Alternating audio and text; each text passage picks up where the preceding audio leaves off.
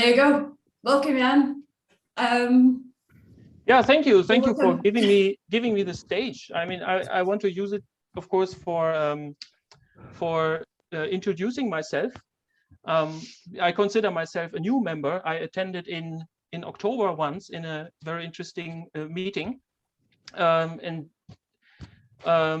I'm interested. Yeah, it's a special interest group, and I'm interested in post-normal science because I believe it has a lot of overlap with the work I am doing. So let me first talk a bit about myself, what I'm doing. I studied chemistry about 20 years ago. I decided to do that because I was always interested in natural sciences, did some projects at school. So chemistry seemed like a good choice for me, and I really enjoyed it. I did research on nanoscale surface patterning. At that time, in the first decade of the 2000s, the nano was a big thing, and my university in Münster was very proud to find someone in that field. I joined that because it sounded really interesting and exciting to explore that scale of matter. But I also realized, of course, or noticed through various channels that there's an ongoing discussion about social implications, environmental implications, and also a few ethical ones. And a lot of that reminded me more of science fiction than of what I am doing in my lab. And I thought, why are there not the nanoscientists in this discussion involved? Because they should tell what is really going on. Otherwise, it's a lot of waste of energy, of like discussing nanobots in the bloodstream. This is not what's going on, and will probably, at that time, we thought it will not happen in the next few years. There are much more urgent issues to discuss. So where are the nanoscientists who participate in the discussion on ethical, social, or legal implications of nanomedicine? There were only very few examples. And around that time, as a PhD student, I also found another offer of my university, and that is an additional master qualification for people who have jobs already. So it took place on weekends in applied ethics. Among 25 participants, there, I think 22 of them were in the medical field, doctors, nurses, care personnel. And so because medical ethics is obviously a big topic in this field of applied ethics. But we also had a big section on science and technology ethics, environmental ethics, bioethics, media ethics, and well, different fields of practical ethics. Here I learned something new. I like to say I learned how to read and write in very different ways compared to chemistry. And with this combination, I could get a job at a renowned German technology assessment institution called European Academy for Research on Implications of Technological Progress. This is a very long title. We shorten that to European Academy. And here I was hired for an EU-funded project on the ethical, legal, social implications of nanomedicine, which was part of a particular nanomedicine project, nanoparticles for diagnosis of arthritis. And this was very insightful for me to find where are difficulties in the practical discourses going on between the scientific experts, the technical experts, let's say designers or innovators, and those who study the innovation from outside, let's say social scientists or us ethicists. That it was somehow multidisciplinary. We had different disciplines looking at the same thing. There were the scientists who said, here are the nanoparticles we produce, and that's how toxic they are, and that's how non-toxic they are. This is where they end up, and all these kind of things. And on the other side, there were people saying, okay, when we introduce this into medical practice, this and this could happen. And here's something that we can do about it by design. But the scientists often say, you do your ethics, I do my work. And I found this doesn't work like this. This is very inefficient. And then we publish a book with different chapters, let's say, put together. And I was not very happy with that. So I thought, how can we improve this kind of interdisciplinary connection between scientific, technical experts in innovation and those I would like to call normative experts in innovation contexts. I quit that job and decided for several reasons to go to Asia. I have been there before as an exchange student in Japan and Korea, and I went back to Korea first. I stayed in Buddhist temples for some time, but that's not an issue now. I ended up in Taiwan because Taiwan was very open at that time for studying the social and environmental implications of their nanotechnology initiative. Same like many other countries, they put a lot of money into it and found that it was not very effective and that there are some questions they never really addressed. So I found nanoscientists who said, let's collaborate on this question. And I successfully applied for funding for a project entitled Ethical and Social Considerations in Taiwan's Nanotechnology Initiative. This was a bit more from the governance and policy side. Later on, I got an appointment as an assistant professor at a university and worked with someone on value co-creation processes. And how can we incorporate normative innovation discourses in particular innovation projects at companies, but could also be research projects at university or other academic institutions. So I always considered myself something like a normative oh no, I forgot to mention, now I'm back in Bonn since October. Some of you know that already. It's called the Center for Life Ethics. I work with a famous German medical ethicist, Christiane Wopen. She was before the president of German Ethics Council, advising the government. She's still sometimes on TV, especially now on the COVID-19 pandemic, asked about her positions concerning lockdown and restrictions and so on, or the duty of vaccination. And she looks at that from an ethical perspective. And now she got this new appointment at Bonn, where she widens her scope towards also science and technology or innovation contexts, often still in medical field. But I think here we have a good overlap of interests and can create some synergies. So what is normative innovation research?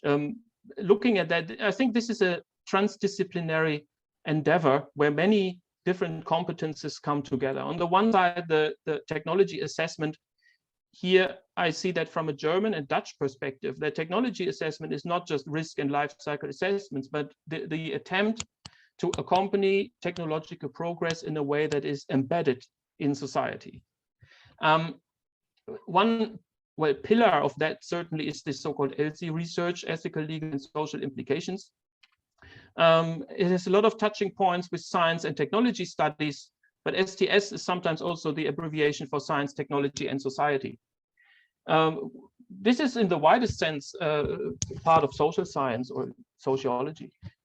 Applied ethics has a lot to say about that, of course, science and technology ethics, but depending on what kind of innovation you look at, it could also be bio or environmental ethics and business ethics ideas.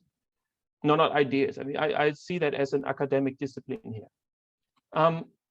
The philosophy and sociology of innovation certainly has important contributions to make here. It depends on how far we go into like conceptual elaboration of principles and models and strategies and methodologies. And of course, many studies, of course, need something like empirical social research. Innovation management, I think, is another field that at least sometimes touch normative aspects of innovation, how to evaluate when is an innovation good, even though innovation management tends towards more economic considerations rather than ethical ones. So my idea, and that's why I presented this tree on the title slide, I always try to bridge these, let me call it foundations, or roots, something like theoretical, conceptual approaches, that we have from all these disciplines. They do very important and good work, and somehow try to manifest them. Let's say we need to bring it to the people who do the innovation. I still see a lot of room of improvement here. How do we how can we build on these strong foundations and make concepts that somehow turn into these branches? Like, we really want responsible innovation. We want scientific integrity.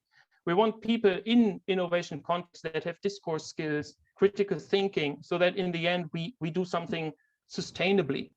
We create, intentionally positive progress in some, so that in the end then we harvest the fruits, as in the form maybe of well-being, of course, of global and local justice, peace, fairness, and so on. So I call it here, I mean, the trunk, I say teaching, but teaching can of course mean a lot. And today I want to show you two of my projects. I call the title refer to teaching responsible research and innovation in STEM classrooms. I will also tell you what I'm doing now at the Center for Life Ethics, because it's another example of how we bring all these concepts in some way to the innovators, not through teaching in a classroom, but through offering them a tool for guiding them. So first, I want to talk about a course I made based on face-to-face teaching at universities where I have been. I made an online course with video classes for the European Chemical Society that distributes that through its e-learning platform to all the universities that are interested in and whose national chemical societies are members of UChemS. That seems to be important for formal reasons. But every year, every semester, there are about 30 to 40 universities taking this course and offering it to their students. I call it Good Chemistry, Methodological, Ethical, and Social Dimensions. Why, I will tell you in a minute. The other project I will mention, possibly briefer than that, is the development of an assessment tool or an assessment aid. We call it LCSAT. This is an ethics by design tool for technologies in the health and care context. So what about that course? When asking chemists, what is good chemistry? The answers can be grouped roughly into three fields. Some say a good chemist is someone who has good hands-on skills in experimentation and knows how to interpret and communicate interpret data and communicate the insights from this interpretation. That means it's something about methodology. To be good at chemistry in this respect requires to know a bit about science theory, of course. History helps, scientific method, including understanding scientific logic, understand the limits and power of science in terms of uncertainty, making scientific statements from experimentation and measurement. Another group of answers concerns, let's say, the way we do it and what it means to do it well in terms of research ethics. I mean, good scientific practice is a term that I think all scientists come across sooner or later. Sometimes we have to deal with scientific misconduct. We can ask ourselves, how come that people fabricate, falsify data, or steal other people's ideas and texts? There are other ethical problems like intellectual property, conflicts of interests, many issues in publishing, funding and academic freedom is an often debated topic. All forms of interactions, and when there are hierarchies involved, like between professor and student, we talk about mentorship. And I also added here animal experiments. With that last point, we actually already leave this core discussion of research ethics because it has, let's say, wider social and environmental implications. And this is a third type of answer on the question, what is good chemistry? That it's good when it has somehow good consequences for someone or for society or for environment. In that context, we discussed sustainability, risk, responsibility. Also precaution is of course associated with risk, and all these ongoing discourses in innovation contexts, including public communication of science, which is a skill that many chemists underestimate, I believe. So from this brief scheme, I made a course outline. It has 16 courses. I recorded 16 about 1 hour long videos I later split them in parts because it makes more sense on an e-learning platform to go bit by bit. And on that e-learning platform, each class has a lot of additional material, sometimes reading assignments, using all the technical possibilities of e-learning platforms. Allows me to have, for example, quizzes and assessments. Students can do something like a shared wiki construction, things like this. So if there's a group of students, they can do a lot of exercises. So each class would take them 2 to 3 hours if they do it, let's say, wholeheartedly. So one is introduction, I skipped that here, but the 3 parts are reflected in class 2 to 4 about the methodological aspects, 5 to 9 about the research ethics part, and 10 to 15 about this like social and environmental implication part. Class 16 is a summary of the course. So the first section, some students give me the feedback that more or less hear about this in their lab work. It depends a bit on the professor they are working with. How much do they emphasize these kind of topics? Some things is not so. Some say it's not so important. Others express that it can by times be quite dry to study, let's say, history of science, philosophy of science. I try my best to make it really vivid, and with exercises and understanding that every scientific activity is somehow an epistemological activity at the same time. And I got mixed feedback for this section. The blue one, the research ethics, many give me the feedback, this is almost trivial. We all know that cheating is wrong. And there are unfortunately many empirical studies that show that having classes on science ethics does not prevent from committing fraud. We can say maybe then we teach it in the wrong way, but let's say learning that falsification of data is wrong for most students is actually more or less trivial. So the best evaluated part from all the feedback I got is that green one, that people say, I really got a new insight here. I should mention here that we faced and still face sometimes quite an obstacle when we want to implement such courses in the curriculum of science departments.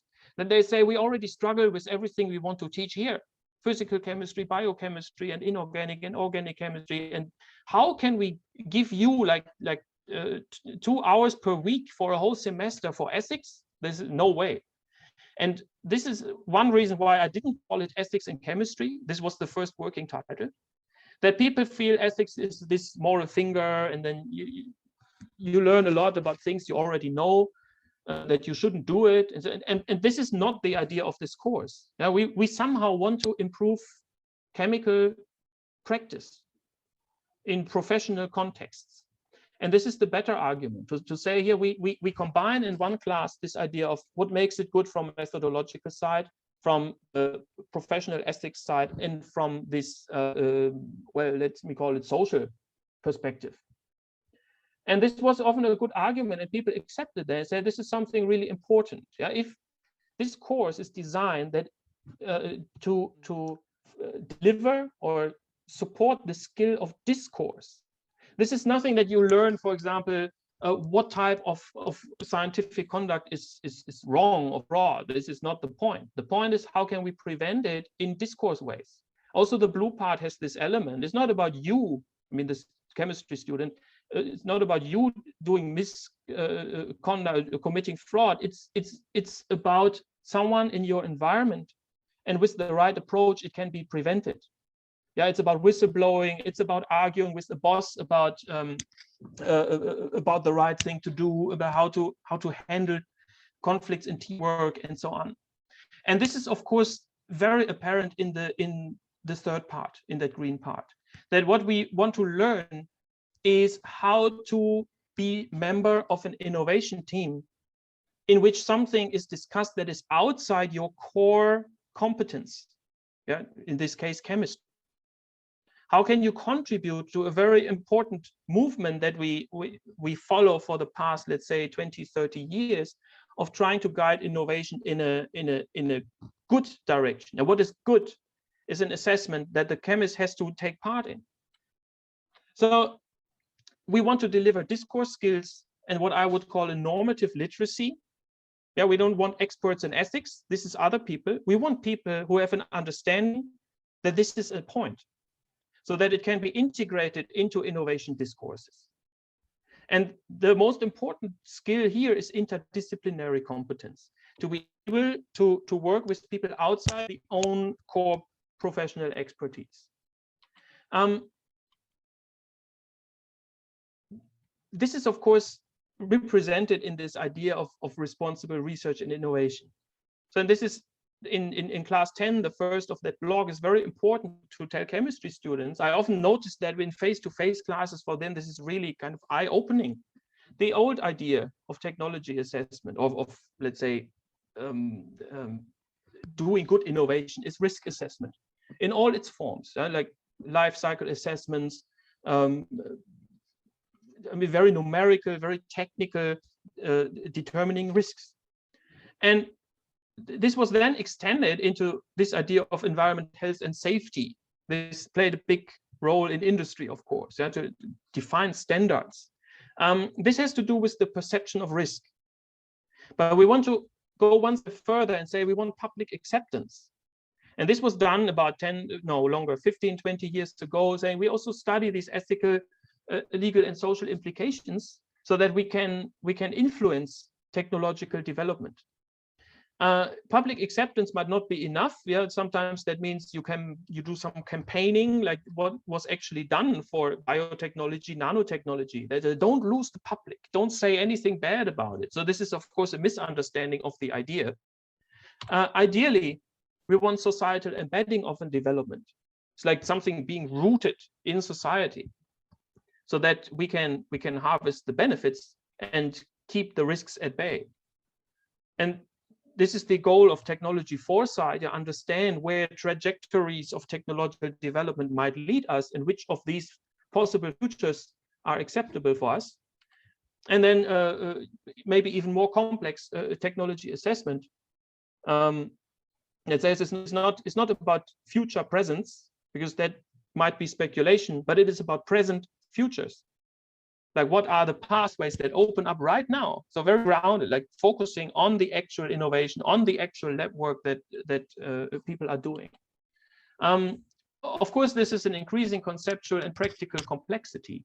And actually, there's some demand on the agents or the actors or enactors of innovation.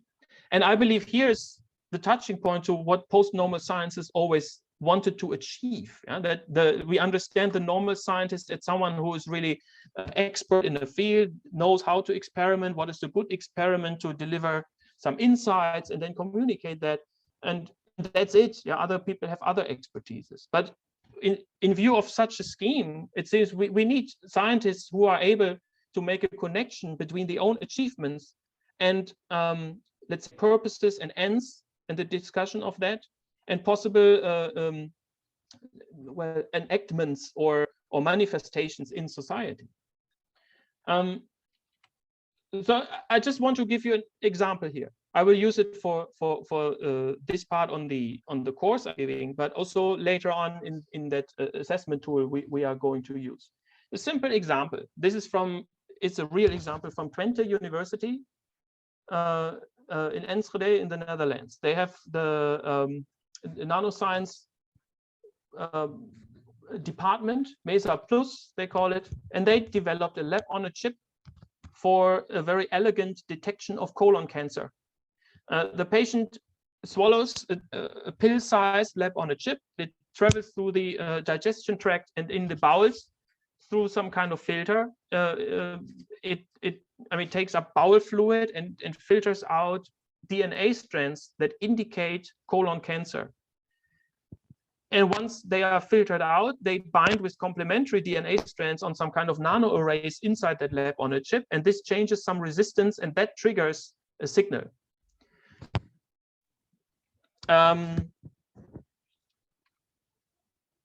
This is the description of it. So the idea here is, this is an elegant and simple and modern alternative to the current practice of sending stool samples. Stool samples was considered very dirty and maybe humiliating, and patients don't like to do this. So swallowing such a pill and then getting the result on your smartphone, this is a very elegant application of what we are able to do with nanosciences and related disciplines to create labs on a chip, that's the plural.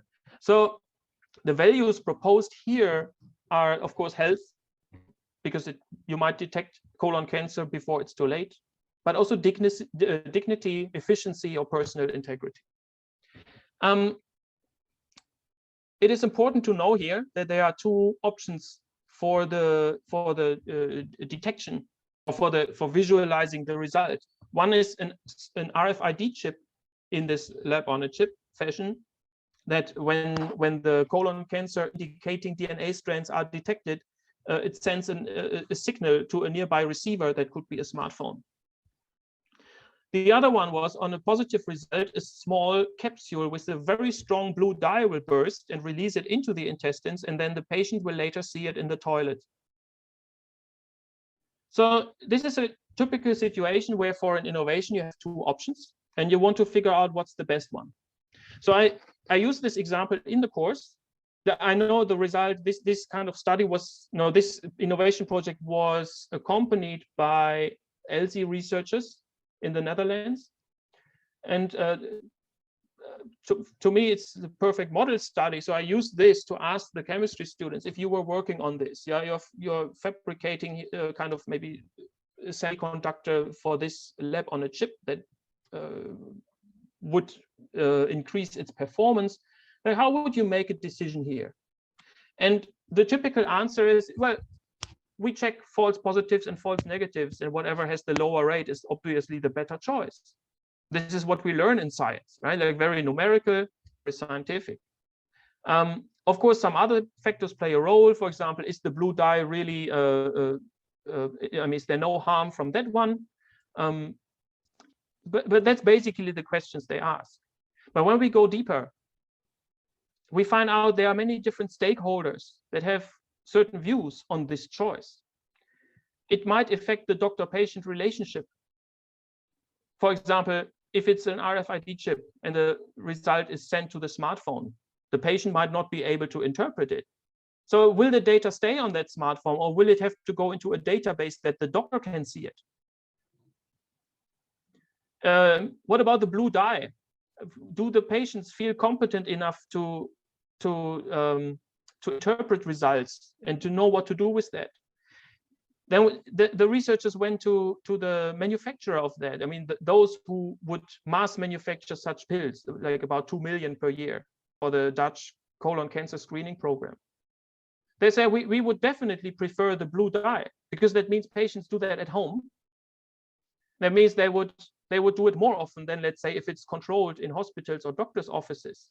So it would be more efficient or more profitable for them if they produce more. So they want the blue dye solution. Pharmacists have again another viewpoint on that, and patients themselves feel rather puzzled. If they have to detect a blue dye, they would prefer the data solution. But then the regulators say this is not in line with the Dutch data safety regulations in medical context. So all these kind of questions play a role that the innovators themselves are not aware of. So this is very time consuming, of course, for these ELSI researchers. They have to uncover all this and then go back to the lab and discuss what are the options now to make like ethics by design. But by this example, of course, the scientists learn the risk discourses we engage in can take very different forms. We have simple, I use now a scheme proposed by Ortwin Renn in some years back in the International Risk Governance Council, but I think visualizes very well. And again, this is also part in the course then that students can work with this scheme. It illustrates very well what kind of risk discourses are happening. That we have two types, just simple and complex induced risk discourses that the scientists feel familiar with. So the simple one is, for example, you want to determine the maximum concentration of a pollutant in a confined environment. Yeah, in terms of nanotechnology, could be a kind of nano coating on the inside of a ketchup bottle.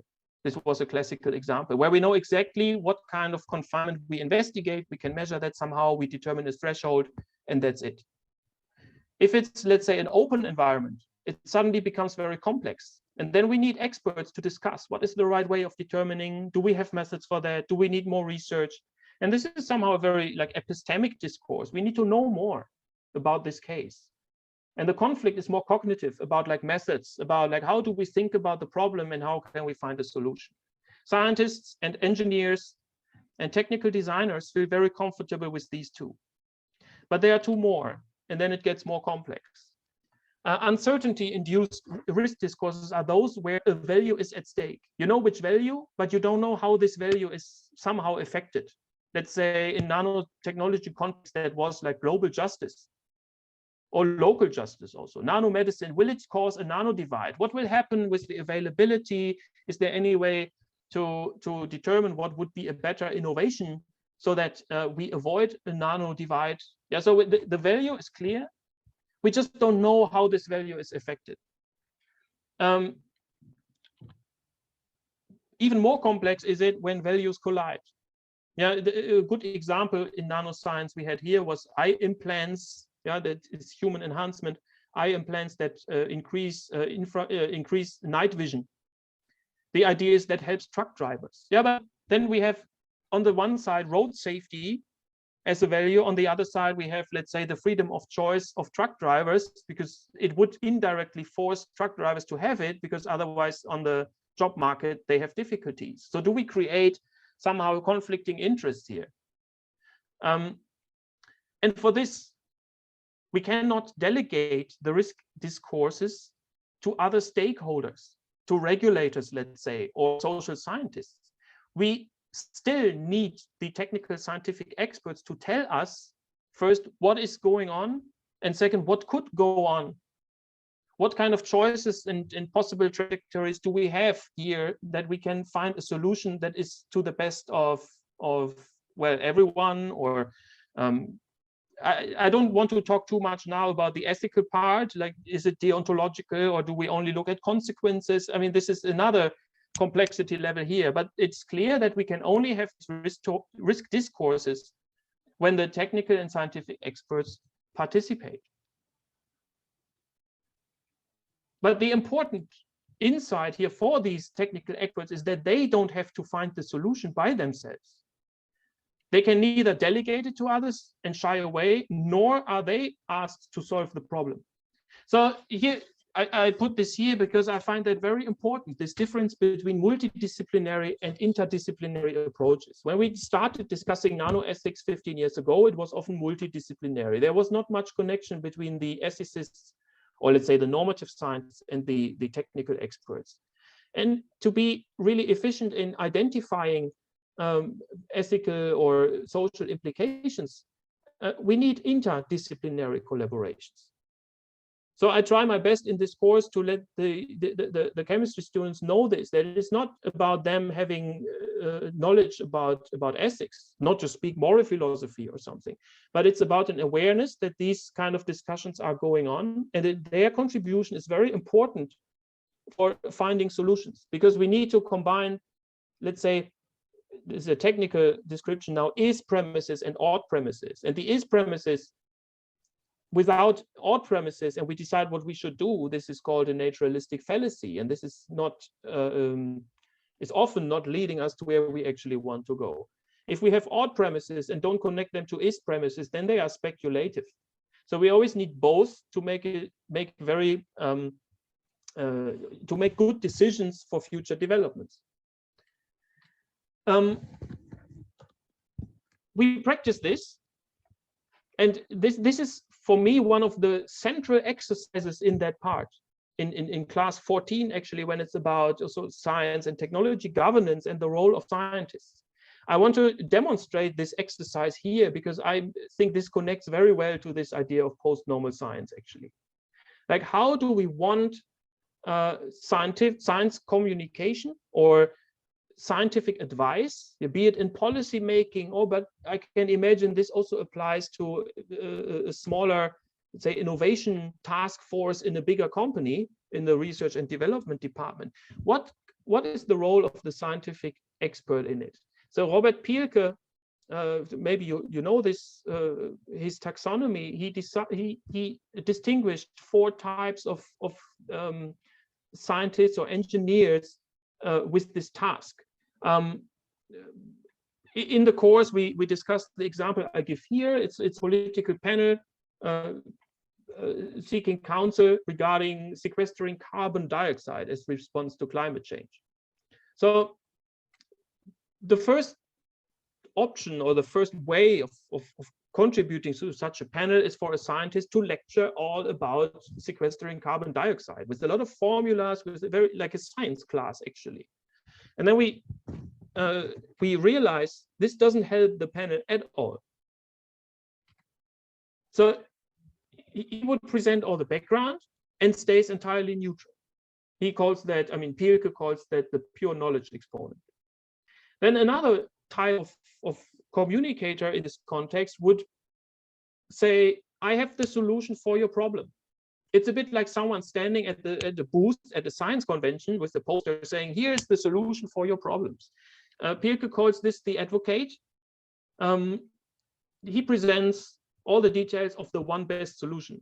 But that means he or she made a choice about what is the problem and then presents the solution. This is not helpful in a different way, because he could miss the point that this is not actually what is at stake. A third one, sorry for, I realized I chose a photo with all guys on it.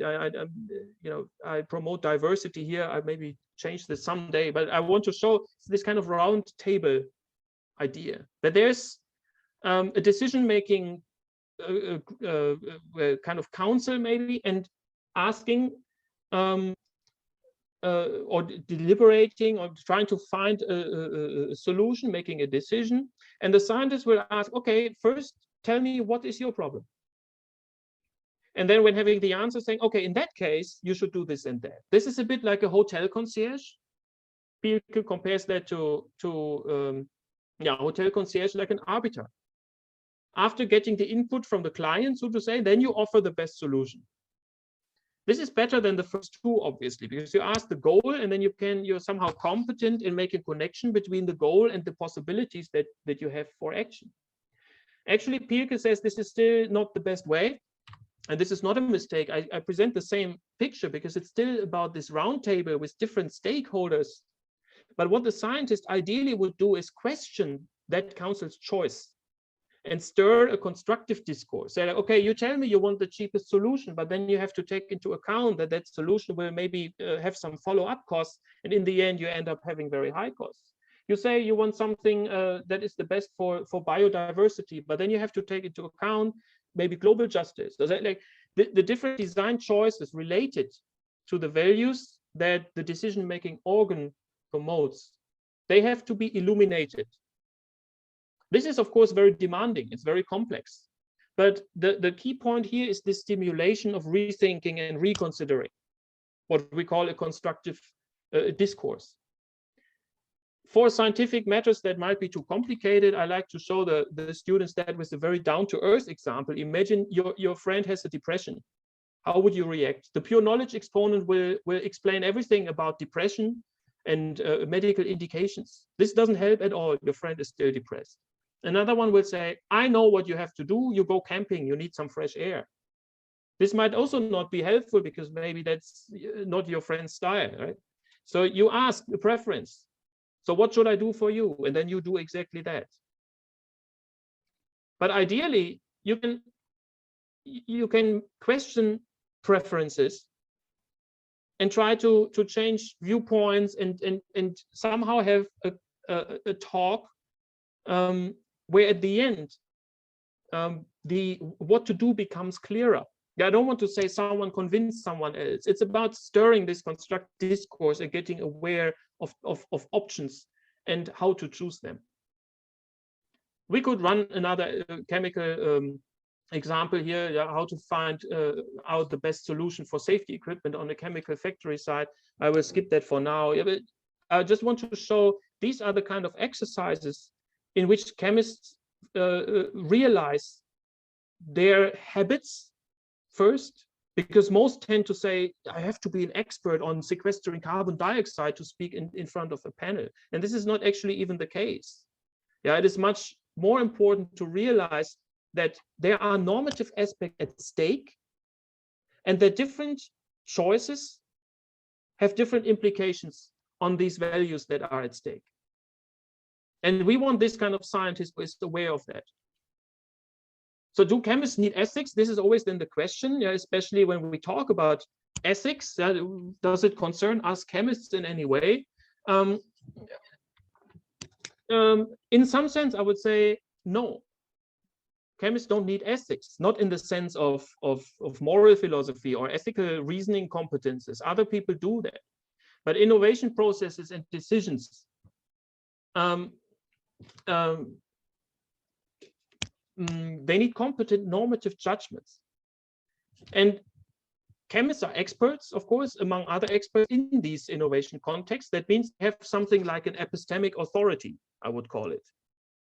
But we don't want them to use this epistemic authority only on the way of scientific reasoning. We need normative discourse. And that's why we need interdisciplinarity.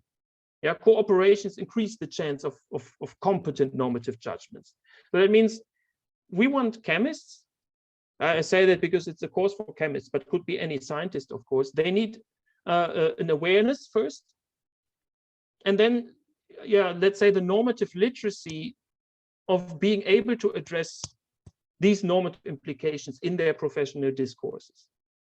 So after all, I would turn it around and say ethics. Here, like, I mean, ethically justified decision-making needs chemists because they deliver an important input, and not chemists who say, that's not my business, you make the decision, I just do my science. Okay, teaching is one way of delivering that. Now, I want to say that there's an overlap, I believe, at least, with my current project, this LCSAT project. So we want value co-creation processes in innovation. Value can mean different things for different from different perspectives. Of course, in economics, value is the price. In science and engineering, it's often the utility or the added functionality. For society, I would call it something like an integrity. Integrity can take many forms, but it roughly describes something like harmony, peace, being able to live out one's ideas of a successful life.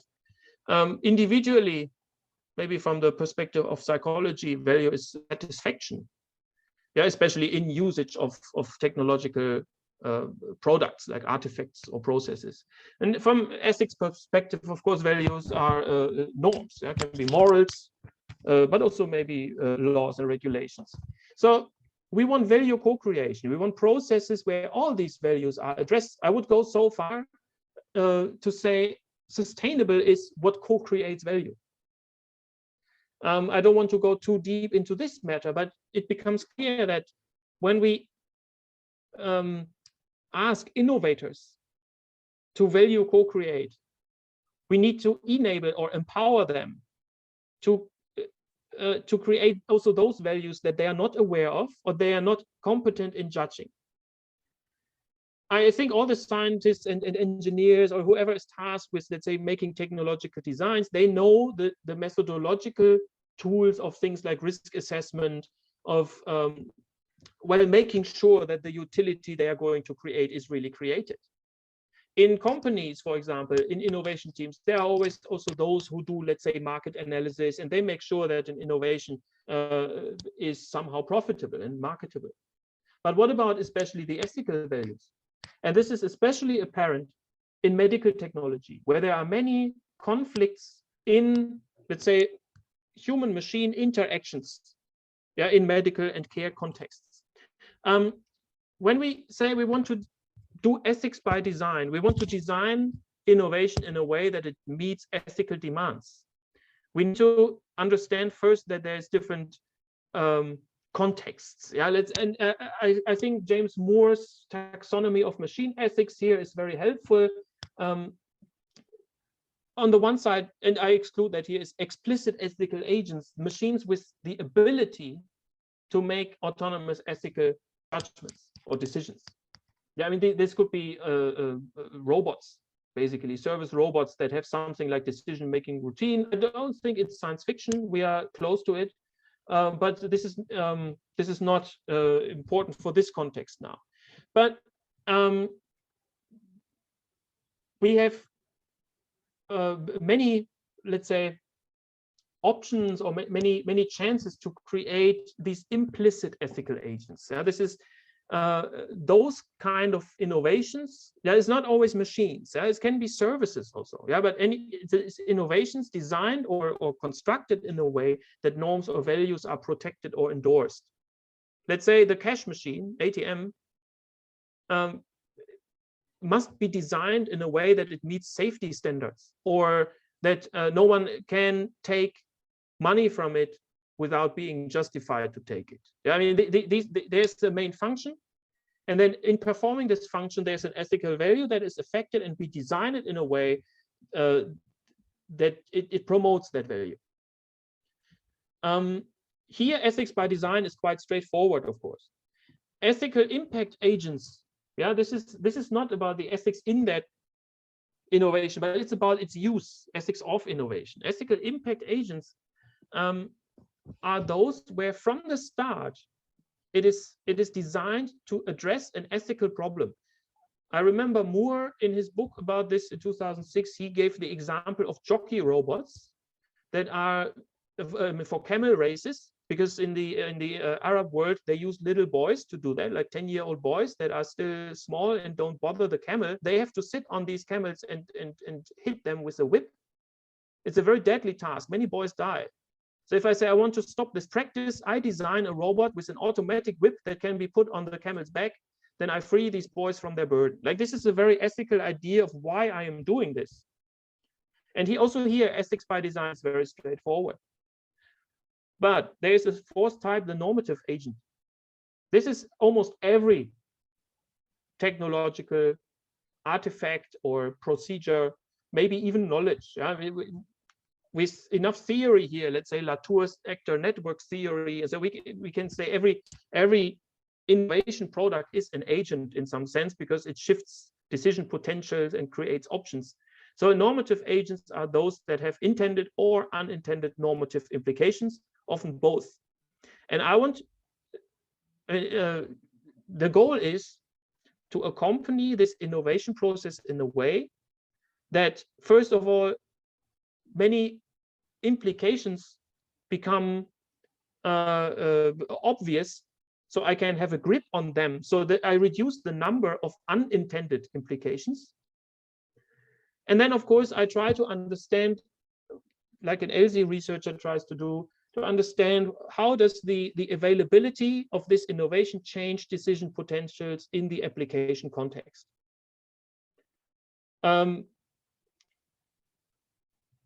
So that ethics by design is not a straightforward, it's not only that straightforward idea of I do something ethical with my innovation process, but it's this idea of trying to make design choices after eliciting ethical possible ethical implications of this innovation. Now, in health and care innovation, we can look at that from the perspective of the innovators. We have different innovation fields, robotics, artificial intelligence. Think of service apps, for example, that assess health, digital technologies. I heard of mirrors, for example, that have sensors. So in the morning after getting up, you stand in front of it, get a full assessment of your health. Prosthetics, of course, also like exoskeletons, for example. Scanning and imaging technologies, nanomedicine, personalized medicine, proteomics, and so on. From the medical perspective, we can kind of regroup that or understand that classified by application context, diagnostics, therapeutics. Also now with nanomedicine, we can do the both at the same time. Then we call it theragnostics. Some medical technology is preventive. Yeah, think of vaccines, for example, palliative and end-of-life medicine, assistive technologies, including, of course, service robots in hospitals, enhancing well, medical technologies. And I would include here the whole service body. Yeah, like, for example, alternatives to going to the doctor's office by doing that digitally. Now, on the other side, we have, or we know as medical ethicists about all these ethical conflicts and problems that arise in the context of health and care, especially facilitated by technological solutions. And then we have a list of values and principles that are often affected by that: justice and fairness, autonomy and freedom, privacy, dignity. Then the two basic principles of medical professions that they mentioned in the Hippocratic Oath: beneficence and non-maleficence, solidarity, diversity, and so on. There can be more. These are the most important, I believe. So it would be a mistake to say we take this list and go to the innovators and ask, how does your innovation address these values? Actually, this is happening. When I did the nano medicine project with these nanoparticle developers, a group of LC researchers gave us a questionnaire, said, oh, we developed this questionnaire, could you do it? Because you're active in nanomedicine and we want to find out about the LC implications, I mean, the ethical and legal and social implications. So we did this questionnaire and it straightforwardly asked, how, or are there matters of justice affected by your innovation? And we said, how can we answer that? We don't know that. We don't even know what kind of idea of justice stands behind your question, or like this kind of questionnaire was not helpful at all. To first say, medical context, these are the ethical problems. Here are the innovations. And what of these problems do you cover or address? This doesn't work. So what it needs is something in between, I believe. That is the ethical, I mean, no, the kind of LC profile of the innovation. We need to find out what kind of questions arise in the context of applying this innovation. Are there systemic questions, for example? Does it affect healthcare system? What about social and environmental impacts? Are there, for example, dependencies on resources, yeah, that have to be acquired from other countries? So all these kind of questions play a role on the systemic level. And then we have a kind of local individual level, doctor-patient relationship. Who needs health competence? Yeah, when you want to apply this kind of innovation, does someone have to first study a manual, or is it user-friendly? How many stakeholders are involved? Who takes responsibilities for any form of advices provided by the technology and the service? And these are important questions that, of course, are informed by these values, but they are more addressed in a practical way that is relevant for the innovators themselves. So when we want to make an assessment of this, we first have to characterize, and here I follow a similar procedure as the Armin Grunwald, the technology assessor from Karlsruhe Institute of Technology. So we have to first ask, what is the potency or the potential of this innovation? We need to characterize it. And now I refer again here as an example to this nanopill project. This is the first 2 months about, we have to understand what is happening here and what are the actual design choices. Yeah, is there data produced? Does it require special resources and so on? So here we need input from the innovators, and this input, I want to point out, is nothing beyond their core competence. It's not we have to ask them about something like justice or privacy or something. They don't need any legal competence at this point. All they need to know is, what is my innovation able to do? Or to what kind of effect do we expect? And from this, we need to analyze we kind of translate this into something like an ELSI profile. Yeah, we need to identify stakeholders in the context and conflict potentials. Once we know this, we can say, okay, if this is the expected conflict potentials, how can we solve them? If they are ethically complex, like in medical fields, then we do the second assessment of ethical values that are at stake. And here we need then the input of the ethical and legal experts. So here it goes very deep down into theory, possibly, yeah, that conflicts cannot easily be resolved, but we need to somehow elicit them and debate on what kind of principle of justice, for example, we want to build here. After this, when this is enlightened, then we can start elaborating design principles that address these ideas. And with this, we can go back into the lab and then inform design choices they are making. And this is then the very interdisciplinary effort, that we cannot elaborate on these ethical parts if we are not knowing what is going on. And they can only incorporate the considerations that we have when we inform them, because these are, especially in medical fields, so complex that we cannot expect that from technical scientific experts. So I believe with such a tool, now in LCSAT we try to do that digitally. It is more consuming, but very efficient to do it in person, like this NanoPill project that was accompanied for a year. With this, then we somehow empower the innovators to make good decisions for their innovation. So that's why I think it's very similar to empowering future innovators through educative efforts at university. It is also possible to make tools to empower innovators in practice. Yeah, so I would say, I call it post-normality through the back door. That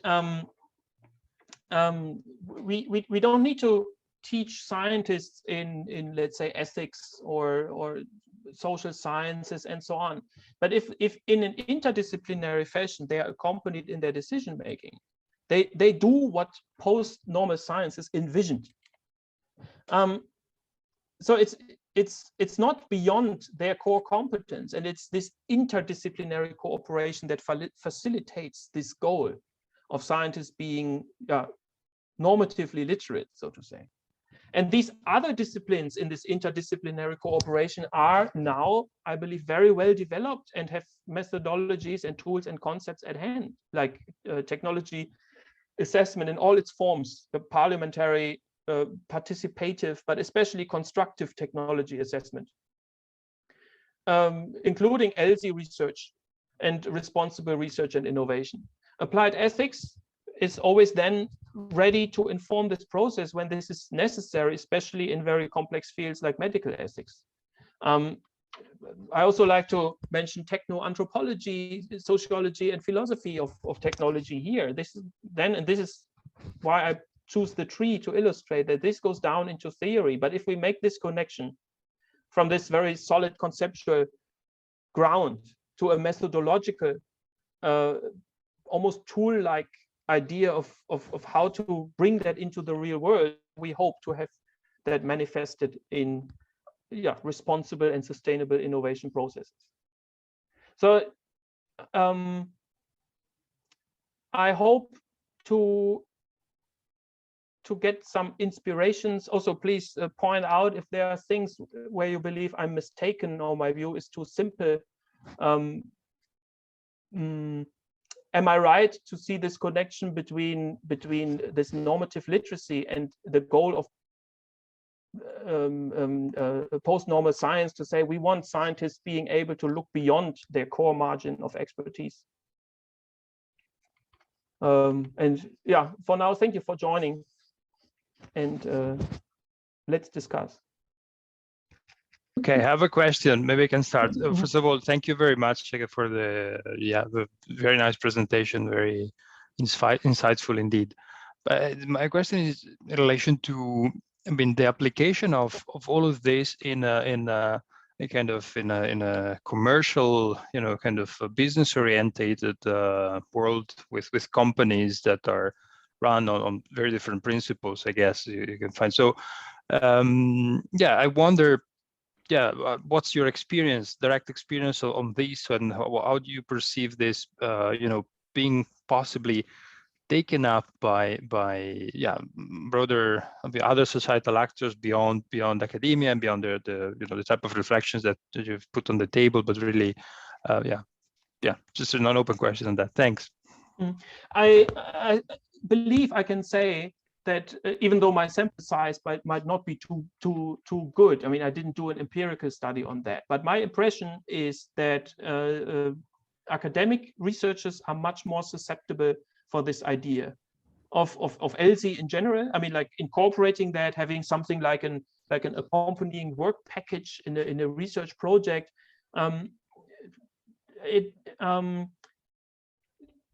10, 15 years ago, I think people did that more reluctantly because, for example, an EU-funded project always needed that, and they felt, oh, I have to look for people doing it and don't know who. And this changed, I would say. People know better how to incorporate these work packages into their research proposals, and many even say, I want to. Yeah, this is important.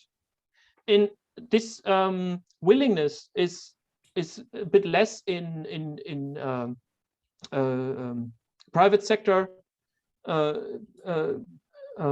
research and development in companies, but I also know that many things we discussed here in this context is actually helpful for researchers in corporate innovation teams. That they say it's the same question. Like, when, for example, the academic researcher has to write in a research proposal for the EU a convincing argument why the idea is good and what it can be good for, and not just as a slogan, but really somehow substantiated. That they say in a company, they have the same for the executive board. If they want funding for a special idea, for an innovation, they need the same convincing arguments. And of course, the focus is a bit different. Yeah, but a company is also interested in innovations being successful. And it is obvious to many that if you pay more attention to ethical and social implications, and especially legal ones, yeah, medical technology, you can have the greatest idea. Maybe an example is good here, like a company makes robots, service robots for hospitals delivering pills.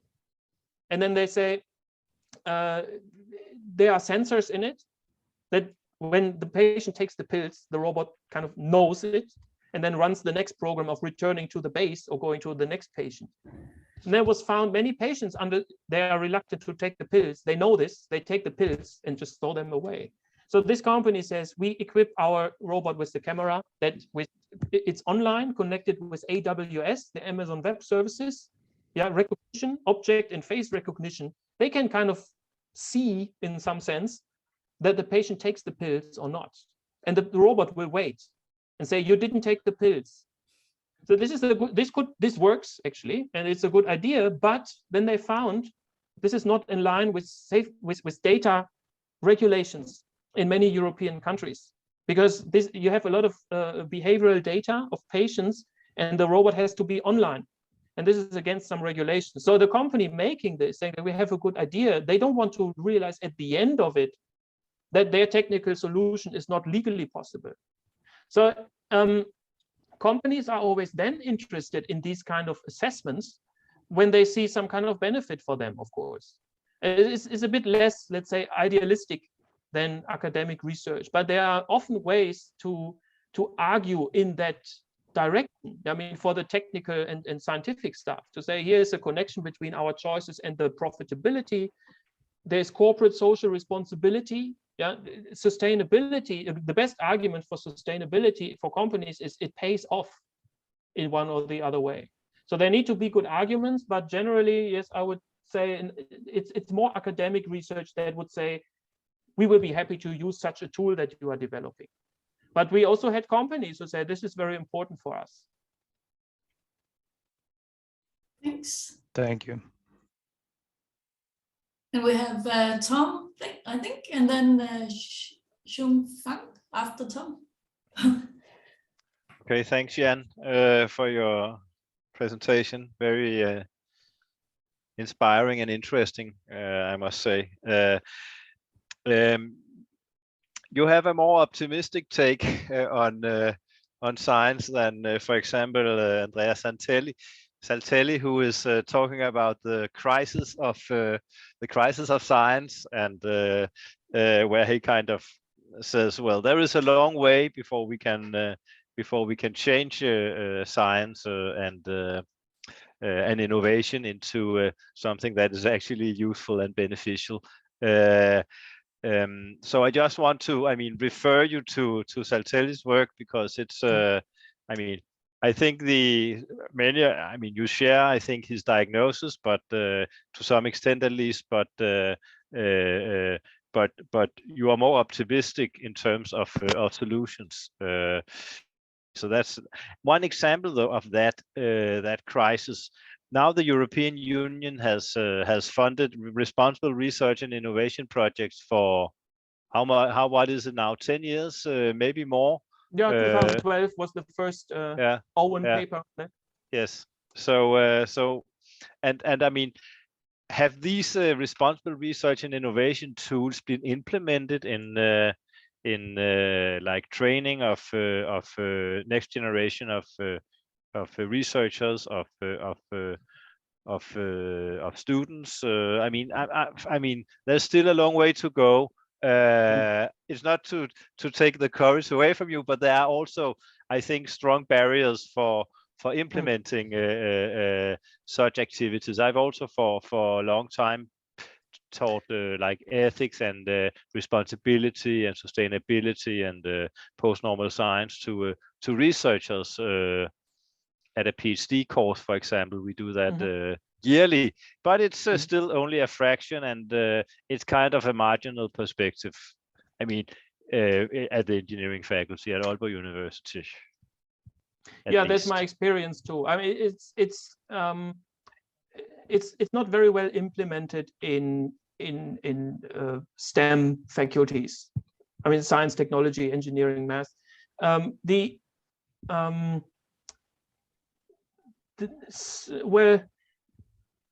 I think the perception is, after convincing us for many years that it needs research ethics, now you come with a second topic, and we need to make even more space in the curriculum.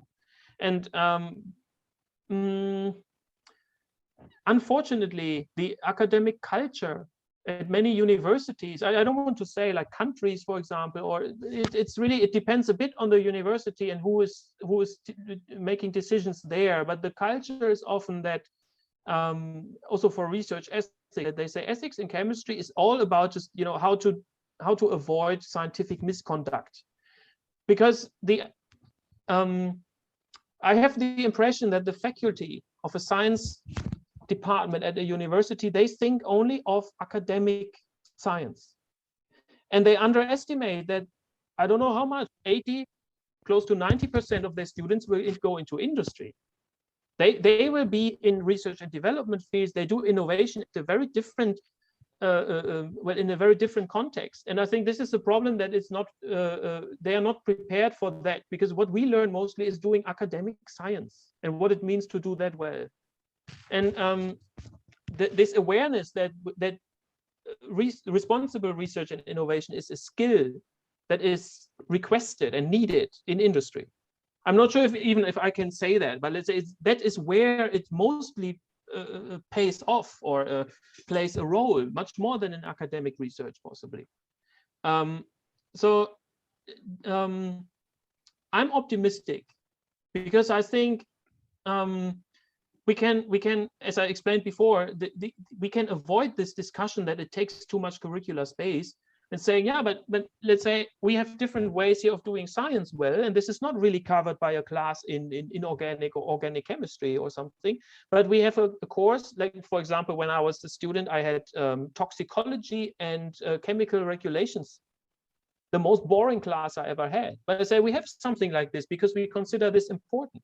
And in the same sense, if we consider it important that we educate a new generation of innovators with a kind of responsibility mindset, then here we have concepts now that address them all in a course in a consistent way, that it's about the discourse skill, both for the research ethics and for their, let's say, scientific agency in innovation contexts, no matter where.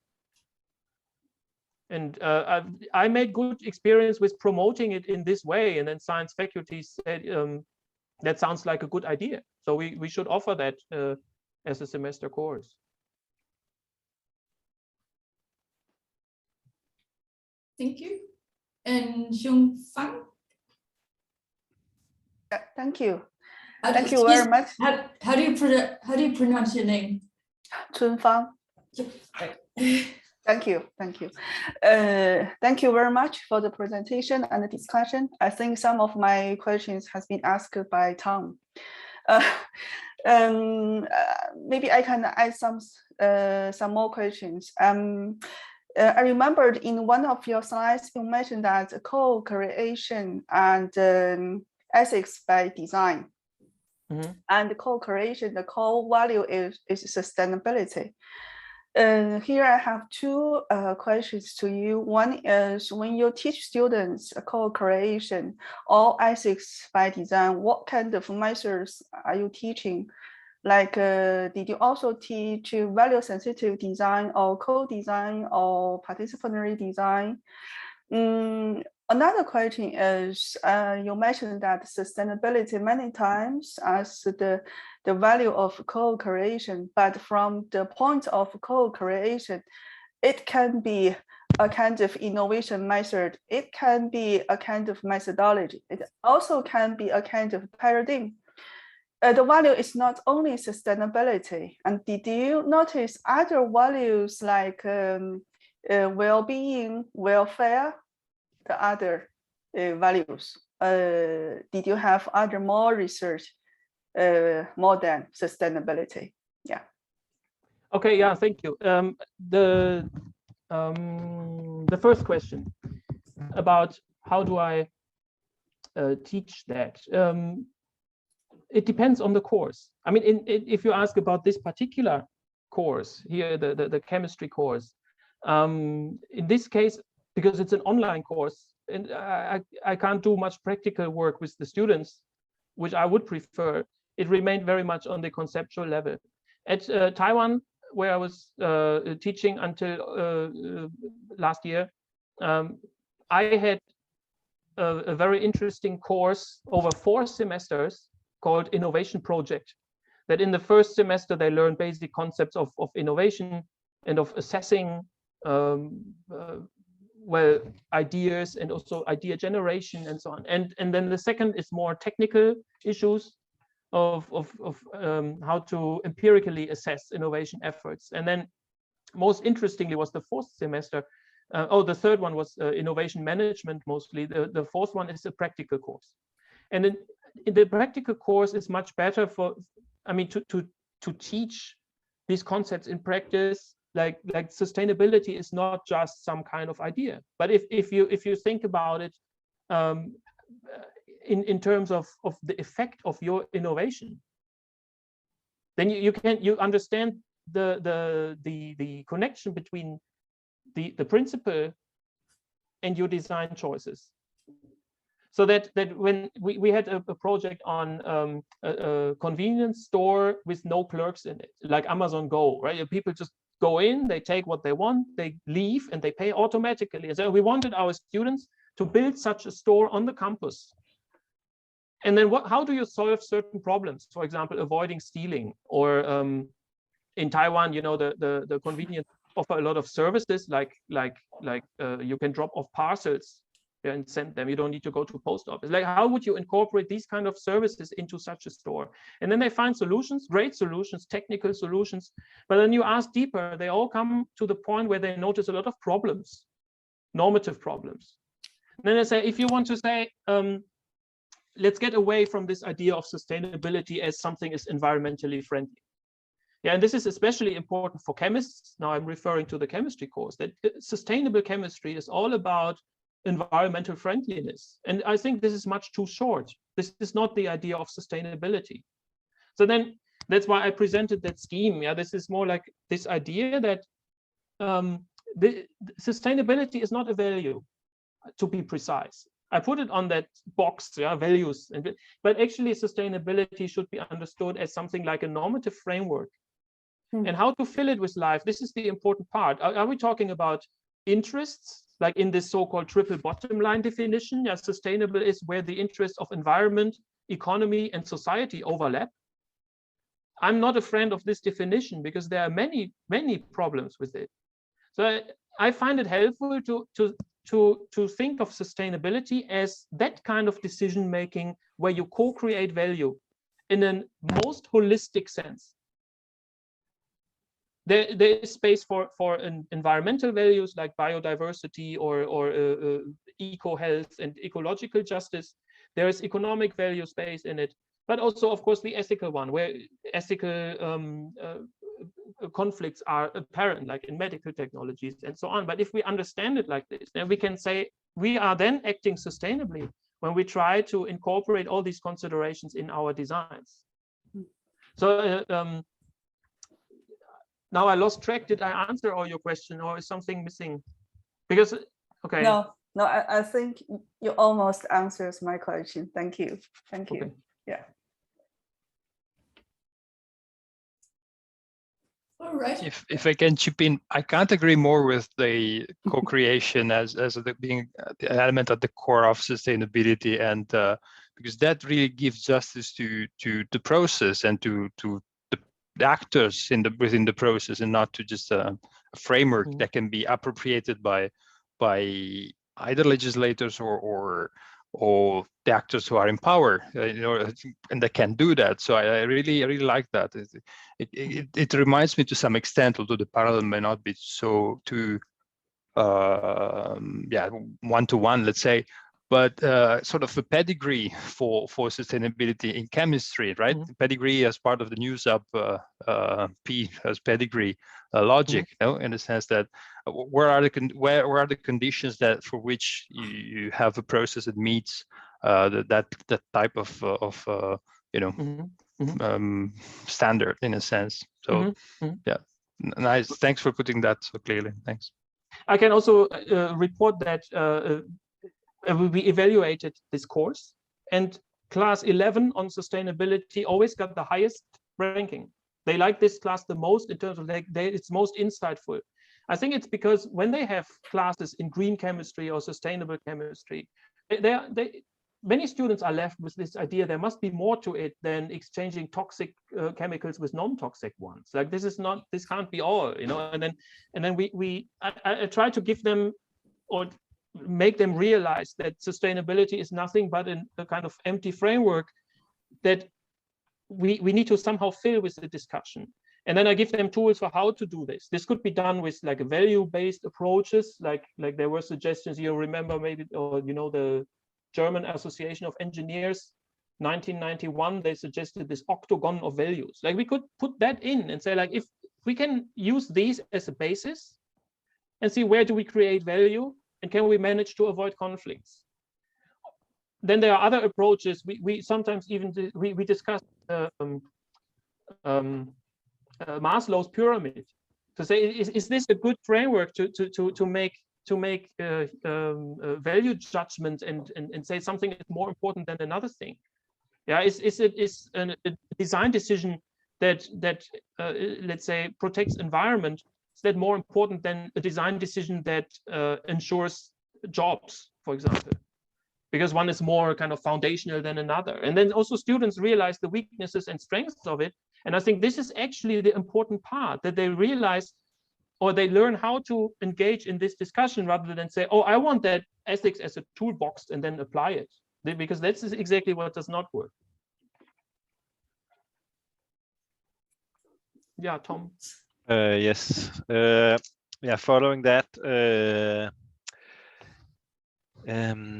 that has to do with this. Yeah, first of all, I was thinking, did any of the, I mean, was this initiative, was it like assessed or evaluated by chemists? I mean, in literature, is there like a course description or assessment or something like that in literature?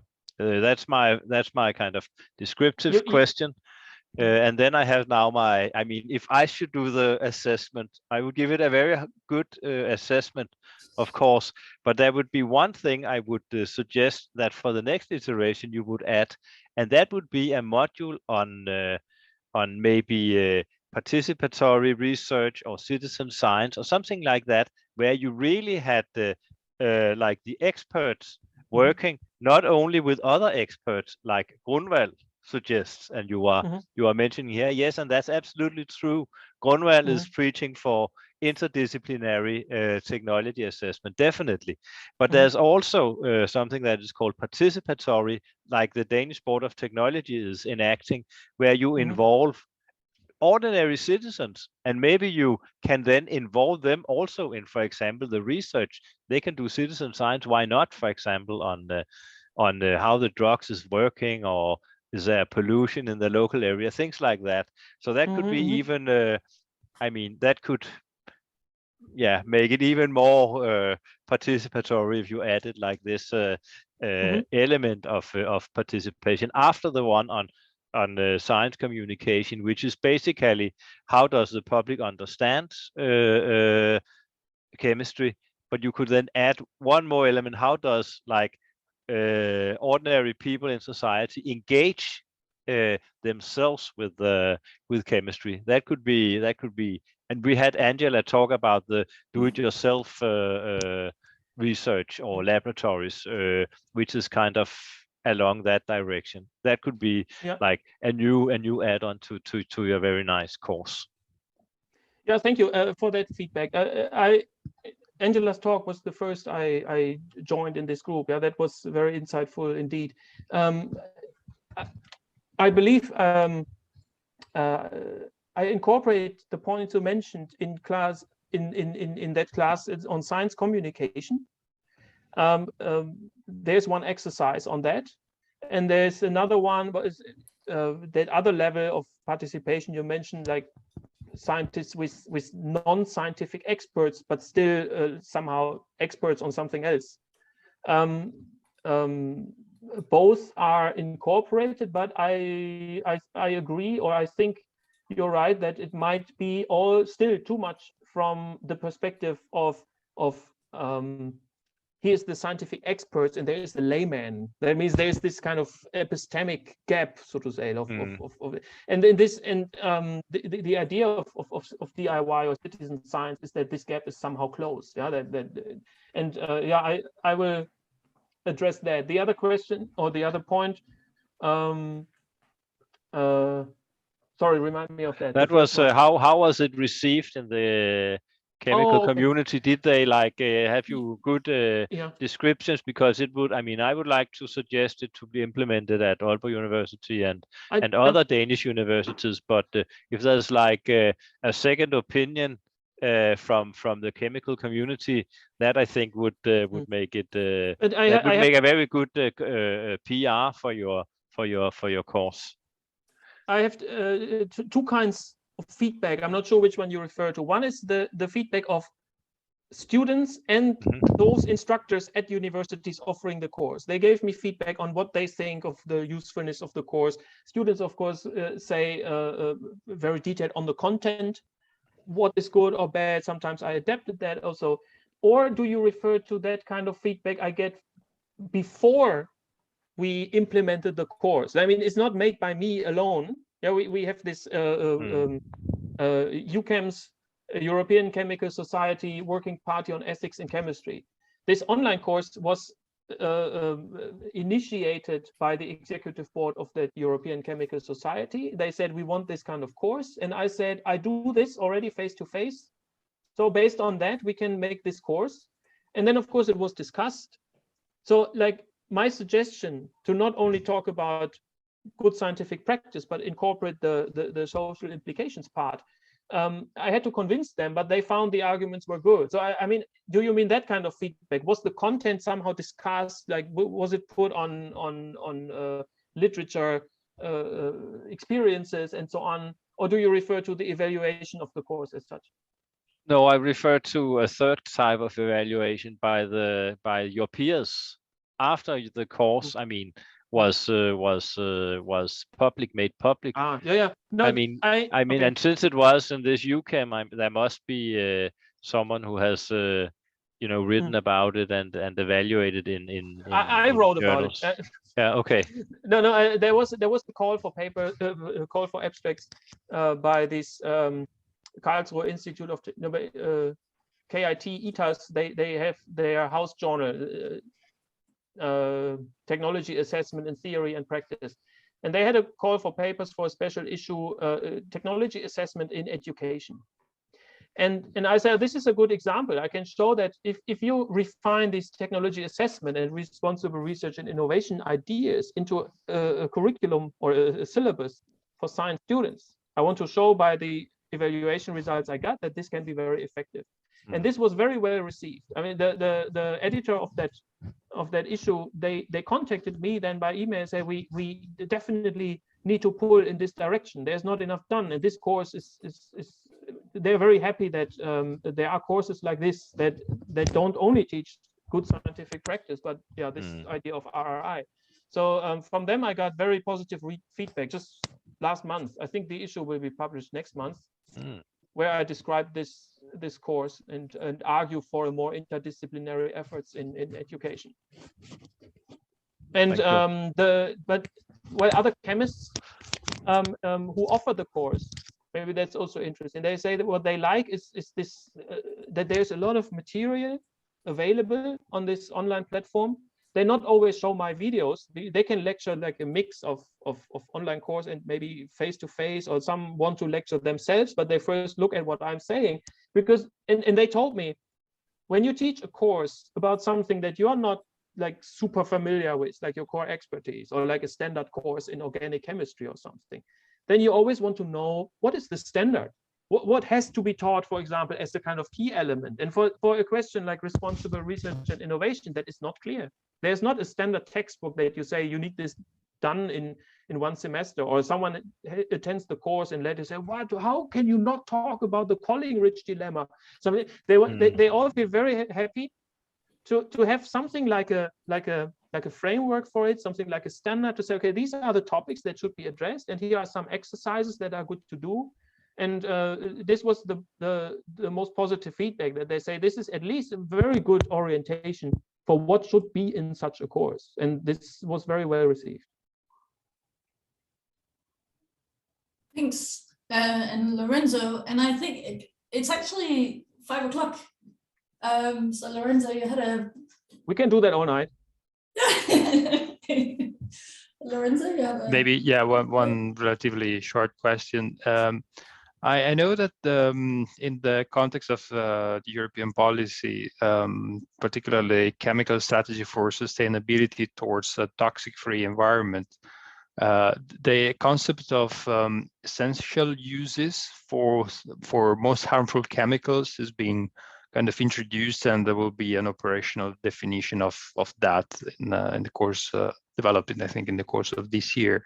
So I was wondering whether you're aware of that. Are you kind of working along those lines, or do you have any reflections on what that could entail? And specifically because of the insights that you have presented today. I mean, do you see any opportunities or risks with such a process, if you're familiar with that? Thanks. Now I have to sound very optimistic again, because my perception is that since the REACH, how to call it, movement, since 2006, the procedures that were implemented improved a lot to the positive. That the way REACH is conceptualized and then realized is a very interdisciplinary one. That they say we need the chemical expertise to decide what kind of regulation would, or what type of regulation is effective for a good chemical registry. And I could observe that the strategies behind the regulatory efforts are on a very good way. So you asked, am I involved? If I remember correctly, no, I'm not. I mean, I was not asked, but I know some people that are involved, and I know they are very, very they are on the same track as we are. I believe that they have a good idea of interdisciplinarity, and let's say I have full trust that the procedures that are followed here lead to a good outcome. Does that answer your question? Yeah, although it's a bit surprising, I have to say, precisely because of the kind of concerns that you've put on the table, and the fact that, you know, so a concept of essential use based on health, safety, and kind of functioning of society is being formalized by such a regulator. Is kind of how can that happen? How can that happen to the standard that would be necessary? To me, it's kind of a big question, but it's good to hear that. I see other let's call it construction sites, yeah, that where I think it's more urgent. Like, let's say there is a whole body of policy research actually that says what are good procedures for good policy making, especially those where we need scientific expertise in it. And there are some fields, and I always say, like the REACH, the chemical registry is a positive example where this somehow was enacted, where the policy research had an impact in saying we need to do it differently from before, we need to do it better. There's a new problem field where it doesn't work properly, and that is the regulation of artificial intelligence and digitalization. There are many problems ahead that are not properly addressed by current policy-making procedures, and a lot has to be done there.